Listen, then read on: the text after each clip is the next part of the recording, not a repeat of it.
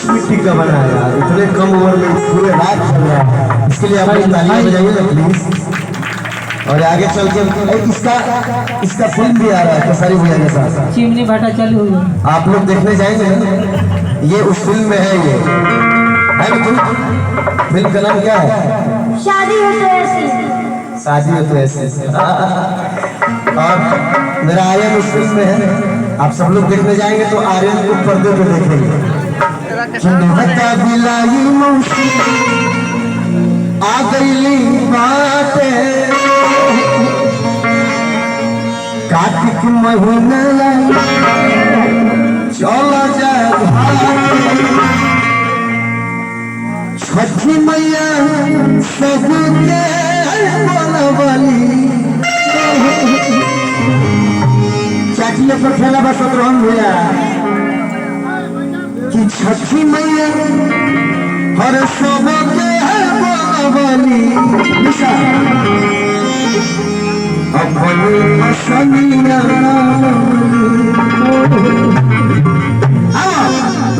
तुमने बता दिलाई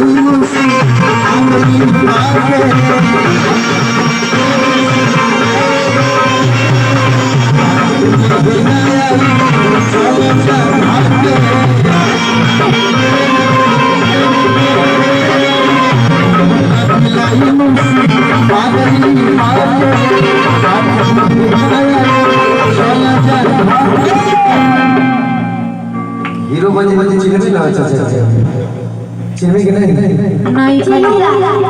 नहीं हे भैया खाली मौसी में चिन्ह भैया छठ मैया से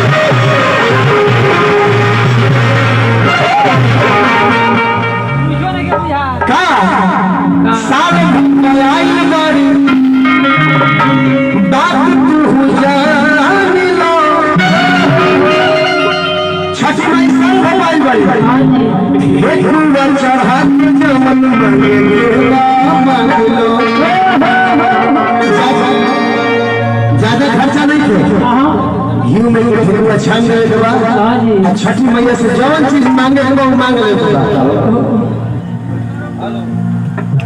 हेलो माइक लाइन गइलो बैटरा खराब हो गेल बैटरा। अब तनी तो लोग बर्दाश्त करेगा अब सोचबो जे ऊपर टकट गावल जाओ तो बेरा नहीं अभी बेरा अरब के होई के चलते बेरा के कार्यक्रम छठ हेलो बात कर जानिला आप सब हम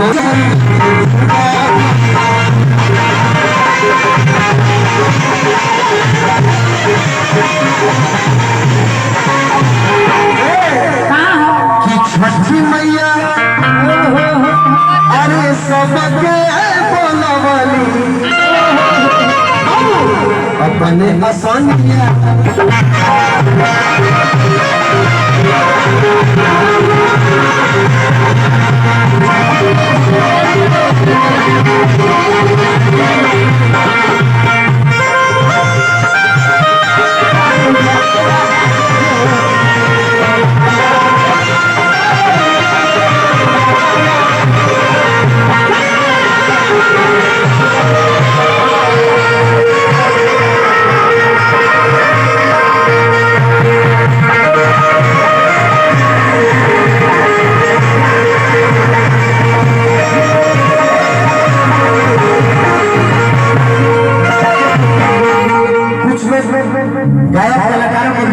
समझ लेते हैं, ये बात का ध्यान है।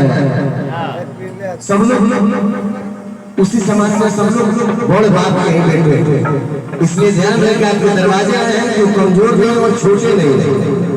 पहले बात का ध्यान रहे भाई, गलती मत करो। अगर किस्मत गायक बना दे गलती हमारी बात बैठ के जब ना बोले कलाकार की कौड़ी हम नहीं जानते, बस आपकी कमिटी आप इसको संभालिए, उनको गार्जियन हो। छठी मैया सबके बोला